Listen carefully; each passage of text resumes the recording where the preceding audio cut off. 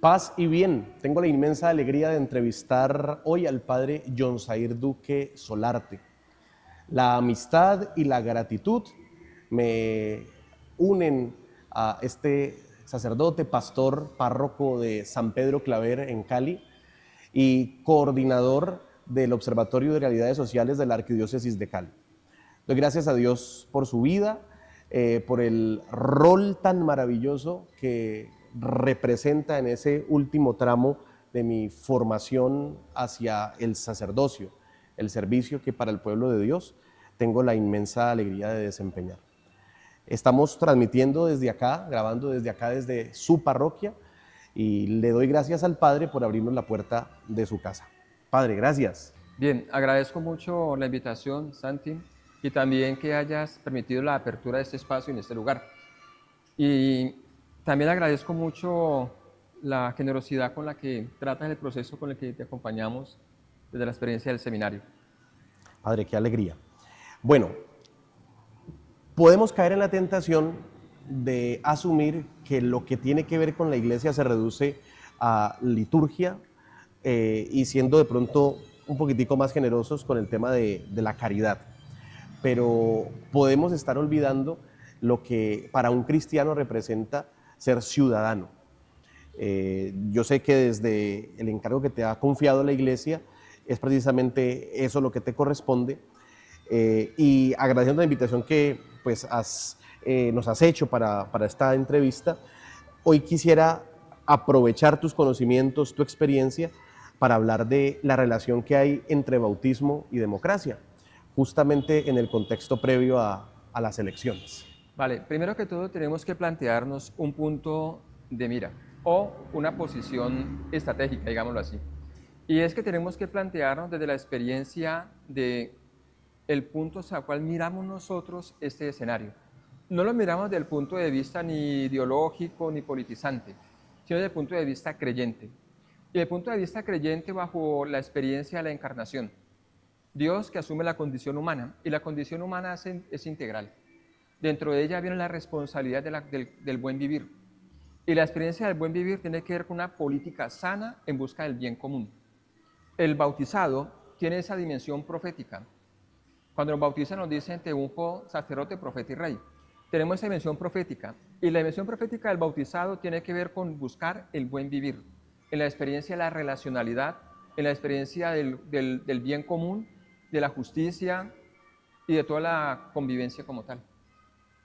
Sacerdote para santificar la realidad en donde está un creyente, profeta para el anuncio y la denuncia, el anuncio del evangelio, la denuncia de lo que destruye al hombre, y rey para servir. En Colombia estaremos viviendo la fiesta de la democracia justamente en el día de la Santísima Trinidad, el domingo de la Trinidad, 8 días de Pentecostés, después de Pentecostés.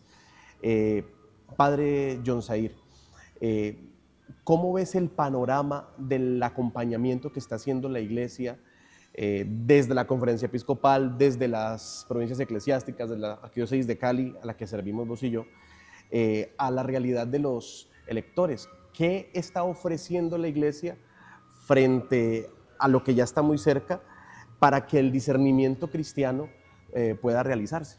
Vale, la pregunta es muy interesante, porque estamos en un escenario donde se nos acusa a nosotros como iglesia de no tener un papel muy relevante, muy explosivo. Pero es que la iglesia no tiene por qué tener papeles explosivos, tiene que tener papeles pedagógicos, de acompañamiento, de silenciamiento. Recuerdo de manera muy bonita el texto bíblico donde Jesús de Nazaret le llevan a la prostituta para apedrearla. Y Jesús guarda silencio. Ante el bullicio explosivo de la gente que gritaba apedréenla, Jesús guarda silencio. Ante la explosión de la gente que tiene la mano en alto para lanzar la piedra, Jesús se sienta y empieza a escribir en el suelo. La posición de la iglesia es una posición pedagógica en la cual enseñamos a silenciar el ruido violento para entrar en un diálogo verdadero, primero. Un diálogo verdadero. Y ese diálogo verdadero nos invita a entender que el otro, en la cuestión política, no es un enemigo. Es un diferente, que piensa diferente de mí a la manera como me acerco a la administración del Estado. Somos diferentes en el pensamiento, pero no podemos vernos como enemigos. Si nos vemos como enemigos, todo el discurso va a ser de odio, de polarización, de destrucción, y ese discurso va a llevar a las acciones en la base. Cuando el dirigente habla, la base actúa. Cuando el dirigente tiene un discurso no violento, sino de diálogo, de cercanía, la base se acerca y dialoga. Pero cuando el dirigente habla explosivamente, la base va a explotar. La pedagogía de la iglesia es justamente desde la experiencia de Jesús de Nazaret, tener un diálogo de cercanías, de diferencias, un diálogo pedagógico que desarme las palabras, primero. Segundo, ser un diálogo pedagógico donde se ejerza el discernimiento en la elección de aquello a que le voy a entregar la dirección del país durante 4 años que se pueden convertir por las dinámicas de acción en una experiencia de 10, 12 años, dependiendo de las políticas internas de administración que se desarrollen. Hay que tener esas pautas entonces.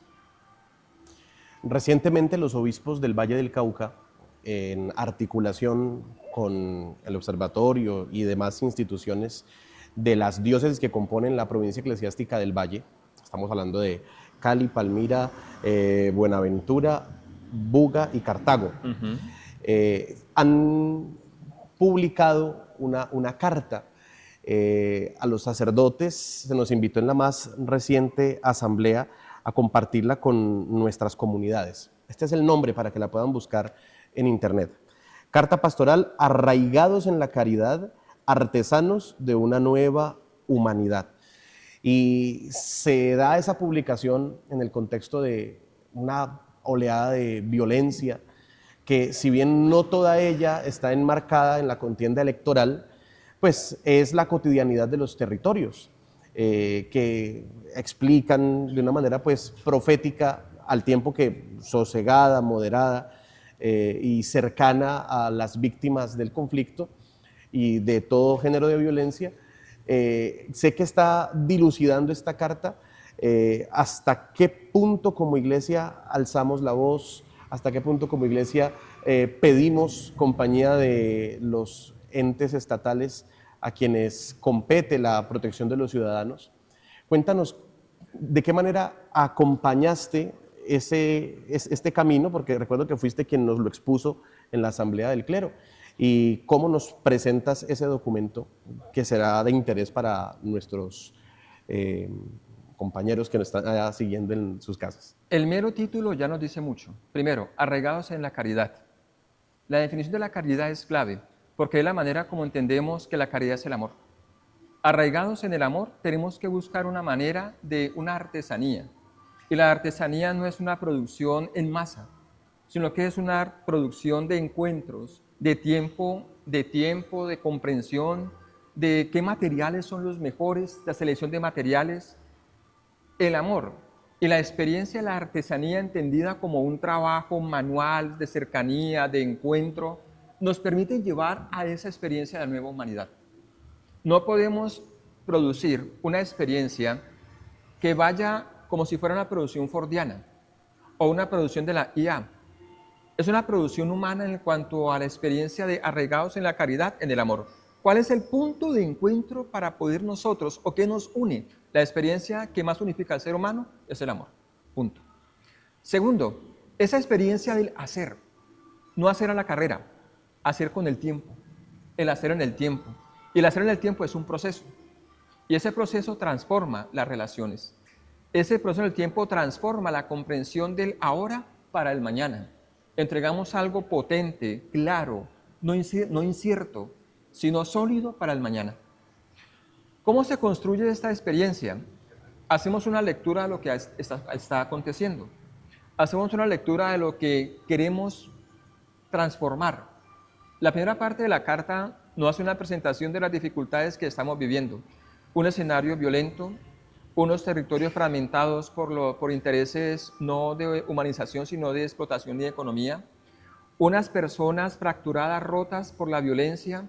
Hablamos de personas que están desterritorializadas, hablamos de personas que están en escenarios de encierro, hablamos de personas que están en un alto grado de consumo. Y hablamos también de una preocupación que tenemos, y es el desarraigo territorial por el arraigo digital. También es un problema, porque estamos llevando a un punto donde no estamos generando una experiencia humanizante de la tecnología aplicada a la comunicación, sino que nos está transformando a nosotros. Y dejamos de ser encuentros carnales para ser encuentros algorítmicos. También es una preocupación que tenemos allí. Entonces, es todo un escenario que presentamos en la carta. Y luego hacemos una invitación. La invitación es a unos encuentros, a unas realidades donde podamos sentarnos y a la luz de eso que vemos, ¿qué podemos hacer? ¿Cómo unimos fuerzas? Una sinodalidad. Ahí se plantea una sinodalidad.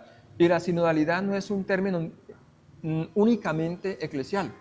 Recoge los saberes y las experiencias territoriales de los movimientos sociales, de los liderazgos como tal, de los movimientos juveniles, de la academia, de la institucionalidad, de la iglesia, de muchas de realidades que trabajan por la transformación pacífica de los territorios de la ciudad. Veo que también aparece el concepto de ecología integral, que ya lo ponía sobre la mesa el Papa Francisco a lo largo de su ministerio petrino. Me parece importante la manera en la cual se ubica al hombre con esto que a veces se cree no tiene nada que ver con la experiencia religiosa.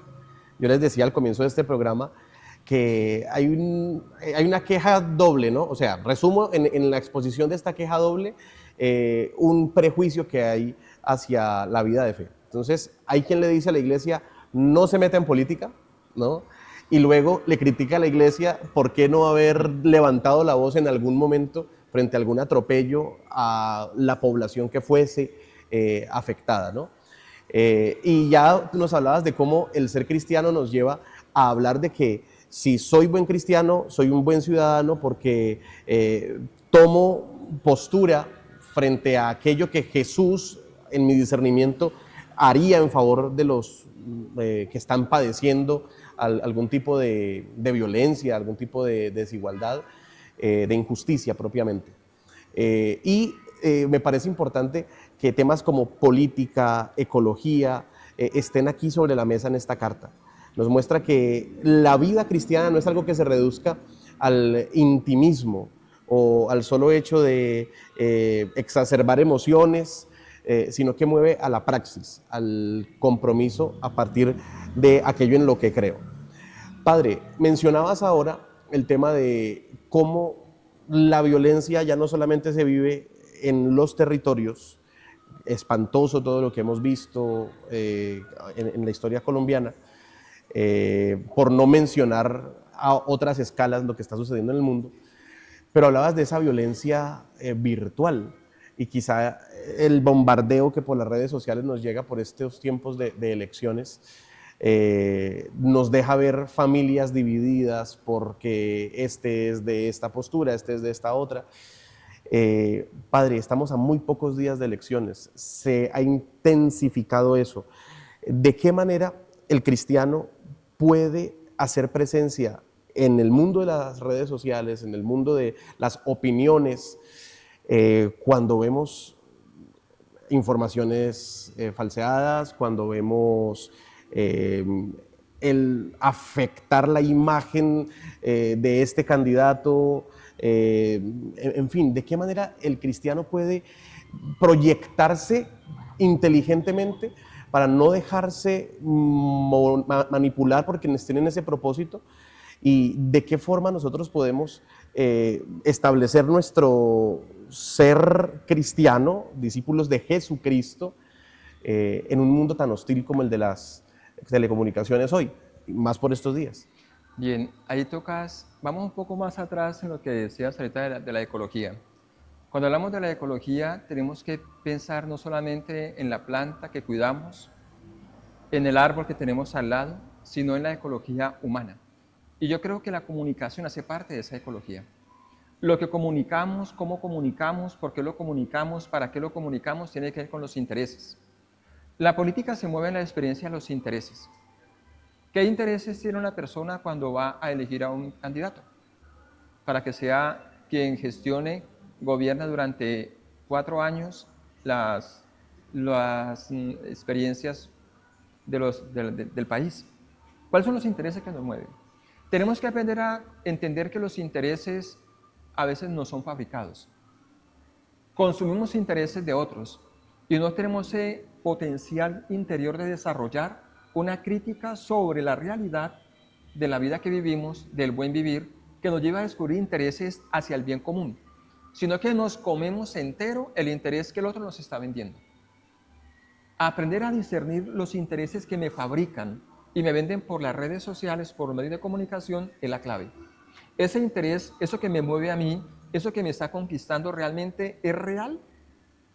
¿Qué tan potencialmente transformador me lleva a mí a participar en eso que me están vendiendo? El discernimiento es clave allí. Todos nos movemos en el mundo de los intereses y tenemos que aprender a discernir si son intereses permanentes, es decir, que haya un proceso. El cristiano tiene que entender que su único interés es el bien común, la dignidad de la persona y la justicia. Son los intereses en los cuales tenemos que desarrollar a nosotros en la elección.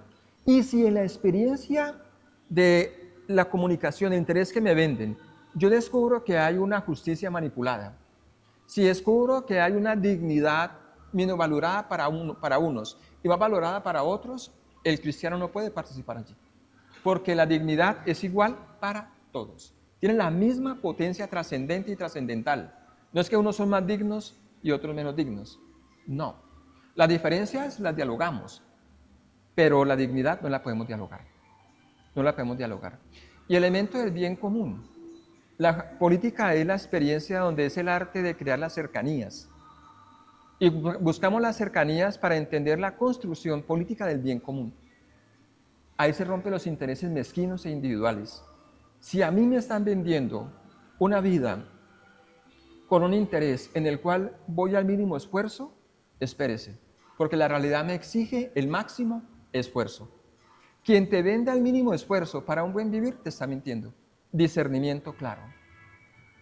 Hay que trabajar con esfuerzo para el buen vivir, y eso es una unidad entre todos. Nos lleve a unirnos entre todos. Entonces creo que la clave está justamente en los intereses que nos venden o en los que realmente necesitamos. Hay que discernirlos. Discernimiento, esa palabra clave.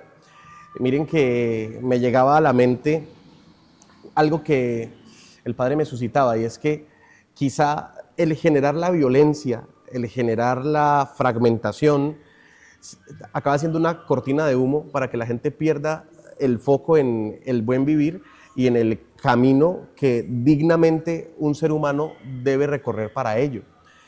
Veía yo que quizá la primera en ser manipulada sea la violencia.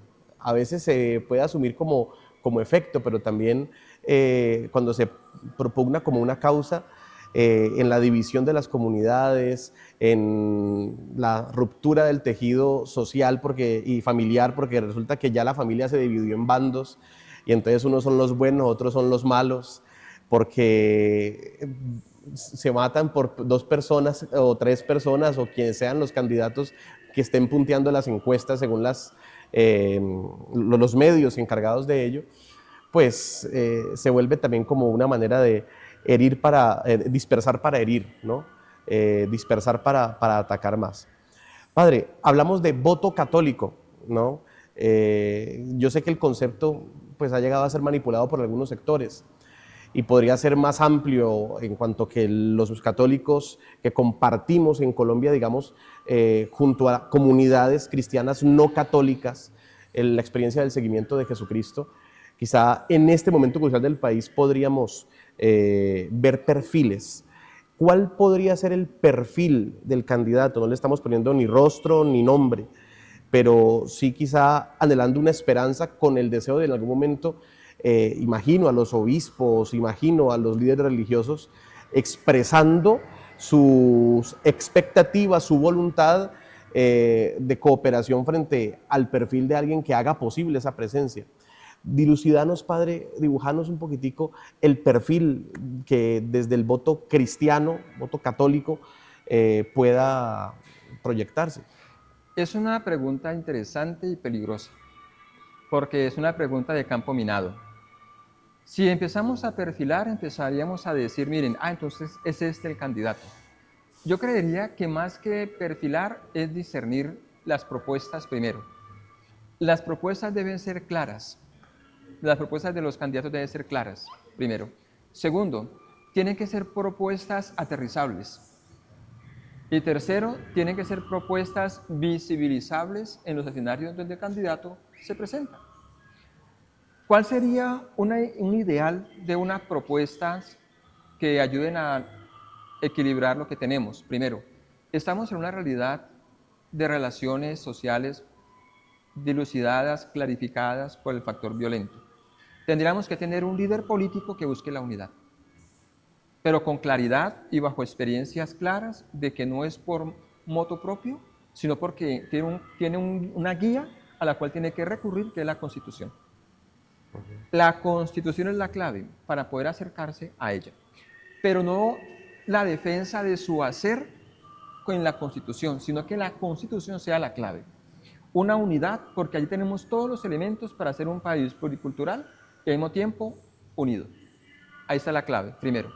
Segundo elemento que creo que tiene que ser un líder que tenga un discurso que en sus palabras llamen a la concordia, que en sus palabras llamen a la unidad, que en sus palabras no conviertan al contrincante en la contienda electoral en un enemigo a eliminar, y que no moldee y que no también de cierta manera manipule el sentimiento popular, porque el sentimiento popular manipulado pierde la persona o la masa la posibilidad del discernimiento y la claridad. Por eso es necesario que tenga claridad en las experiencias de las propuestas, que tienen que ser claras, aterrizables, legibles y comunicables. Y yo creería que finalmente, me atrevo a decirlo, un líder como tal que tengamos nosotros hacia futuro, que nos ayude a salir de este atolladero, hay que construirlo. Es necesario construirlo. Hay que construir un líder para eso. En este momento no creo que lo tengamos. Creo que tiene que construirse un líder. Y la construcción depende de cómo queremos gobernar, cómo queremos que nos gobiernen a futuro. E ir pensando en las nuevas generaciones una experiencia de liderazgo desde la base, desde las nuevas juventudes, pero no una juventud que esté arraigada, manipulada, sino una juventud que esté iluminada por lo que está pasando, por lo que está viendo y por lo que quiere vivir a futuro. Hay que empezar a construir un líder, y eso requiere una formación de nuevos liderazgos en todo el componente integral que ello implica. Esta pregunta debía haberla realizado al comienzo de la entrevista. Nunca es tarde para ponerla sobre la mesa. Padre, sabemos que eres muy inquieto en el tema de la academia y que la has articulado con tu vida ministerial en el área de la formación y en los servicios que donde has estado, has prestado para la iglesia. Cuéntanos acerca de ello. Sé que te has acercado a la sociología, sé que hay un interés que de hecho es lo que pues, el arzobispo, la arquidiócesis de Cali detectan en ti para ponerte en el servicio en el que estás hoy. Háblanos de eso, padre. Bueno, la parte formativa la recibí desde el seminario, la parte básica de la formación del seminario. Acá en el seminario estudié sociología en la universidad. Terminada la sociología, salté a hacer una maestría en teología en España. Hice también un estudio de profesionalización en doctrina social de la Iglesia. En cuestiones de teología me he enfocado en la cuestión urbana, el tema de la pastoral urbana, y en temas de sociología me ha llamado mucho la atención dos líneas. Una, la sociología relacional, y la otra, la sociología urbana también. Entonces, intento juntar esas dos realidades académicas o de comprensión del ser humano y Dios desde ese escenario. Padre, aquí en esta comunidad que estás acompañando, ¿hace cuántos meses estás acá, padre? 7 meses, 7, 8 meses. 7, 8 meses de trabajo. ¿De qué manera, que lógicamente estás en un engranaje, la comunidad te está conociendo, ya viste tu primera Navidad y tu primera Pascua aquí con ellos? Háblame de tu comunidad parroquial, háblame un poco de la gente que hay aquí, de lo que adelantas, hablemos de esa faceta del padre John Seguí como párroco. Bueno, primero que todo es un volver, porque estuve 3 años en la parte formativa del Seminario Mayor. Durante 3 años estuve inmerso en la parte formativa. Volver a la vida parroquial fue volver a aprender. Llevo 7 meses en los cuales estoy dedicado a contemplar la vida de la comunidad. 7 meses en los cuales estoy dedicado a contemplar las dinámicas de los diferentes grupos que acompañan y aprendiendo espiritualidades de los movimientos sociales, eclesiales, como Emaús, por ejemplo, que lo tenemos aquí en la parroquia. Yo creería que lo primero, antes de empezar a hacer cosas, uno tiene que empezar primero a contemplar lo que recibe. Y contemplar lo que recibe, para algunas personas es, ese hombre no está haciendo nada. Pero lo primero para empezar a hacer es contemplar. De esa manera hay un respeto a la historia. Y aquí he encontrado una historia muy rica, muy valiosa de la comunidad. Una historia que se ha construido hace mucho tiempo, de identidad, de gratitud. He contemplado unas experiencias espirituales diversas, muy diversas, que uno como sacerdote diocesano debe aprender a valorar, comprender y fortalecer. ¿Qué me encanta de la experiencia aquí también? Yo he sido muy bendecido en ese sentido, porque siempre he estado en comunidades parroquiales que les gusta la formación, que les gusta la parte formativa. Y uno comprende que es necesario que el laico se forme. ¿Pero qué tipo de formación? Es la pregunta que uno tiene que hacer. A veces pensamos que la formación es, venga, aprenda a hacer esto. No, la formación es aprenda a discernir por qué usted hace esto. Esa es la formación. Y enseñar a un laico a que aprenda que lo que está haciendo, por qué lo está haciendo, a dónde lo lleva lo que está haciendo, es diferente a, venga, haga esto de esta manera. Yo creo que la parte formativa no está en el aprender a hacerlo, sino a comprender por qué y a dónde te lleva lo que estás haciendo. Y eso lo he ido como intentando inyectar lentamente en la experiencia comunitaria de acá. No es fácil, obviamente, no es fácil, pero ha sido una experiencia bonita en el tiempo que llevamos con el padre Diego y los 2 seminaristas, que ahora hay un diácono con el que estamos aquí. Hemos visto los cambios. Es un proceso lento. Otra cosa interesante es la dinámica del barrio. La dinámica del barrio es un barrio tranquilo, pero también tiene sus problemáticas sociales, tiene sus luchas, tiene sus contiendas, tiene muchas cosas en su caminar que son valiosas recoger. Y eso es lo que al final de cuentas uno recoge en la liturgia. Tú decías al inicio que no solamente somos de liturgia, y es verdad. ¿Qué es lo que uno celebra? Lo que la gente vive en la calle, en sus casas, y lo trae acá. Cuando uno se sienta a confesar, cuando uno se sienta a dialogar con una persona, recoge todo eso y es lo que uno entrega en la Eucaristía para que sea alimentado y fortalecido, devuelto a las personas, una celebración sacramental. Padre, gracias. Pienso en San Pedro Claver, el patrono de esta parroquia, y algo que a mí me llama la atención de él es que él buscó en la vida sacramental la posibilidad de darle el reconocimiento al ser humano que estaba siendo violentado.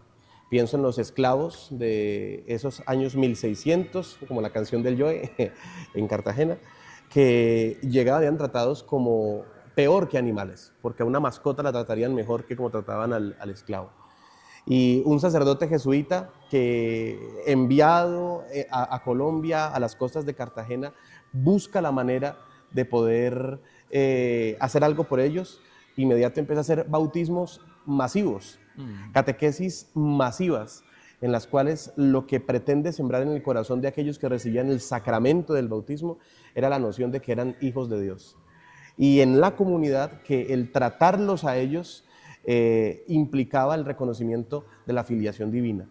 Entonces, sé que es lo que desde tu ministerio estás continuando, recogiendo de anteriores párrocos, y es el sembrar en los hermanos, sembrar en la comunidad que pastoreas, ese deseo esa conciencia de ser hijos de Dios y esa posibilidad de como hijos de Dios transformar la historia en orden hacia el bien vivir, hacia el buen vivir. Te lo agradezco mucho. Quienes quieran venir, Barrio La Independencia, Parroquia San Pedro Claver. Hablando de los horarios de las celebraciones. Tenemos las celebraciones lunes a viernes, 7 de la noche, sábados, 7 de la noche, y domingos, 8 de la mañana, 10 de la mañana y 7 de la noche.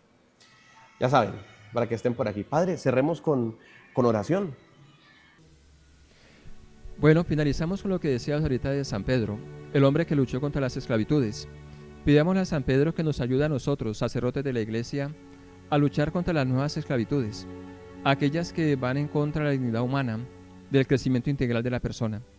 Que San Pedro, hombre que dignifica al ser humano, nos dé a nosotros, por su intercesión, la valentía también de dignificar al ser humano en los nuevos contextos que vivimos. Bien, mis amigos, saludos a todos, un abrazo y que podamos vivir nuestro bautismo, que nos hizo hijos de Dios, nos permite celebrar que somos pueblo de Dios y que, conscientes de la dignidad cristiana que llevamos, podamos ver en los otros esa misma dignidad, tratarnos como hermanos y abiertos al Espíritu, discernir para saber que están en nuestras manos los destinos de nuestra patria, en nuestras manos, que no quiere decir que no estén en las manos de Dios, sino que Dios junta sus manos con las nuestras para hacernos también partícipes en el curso de la historia.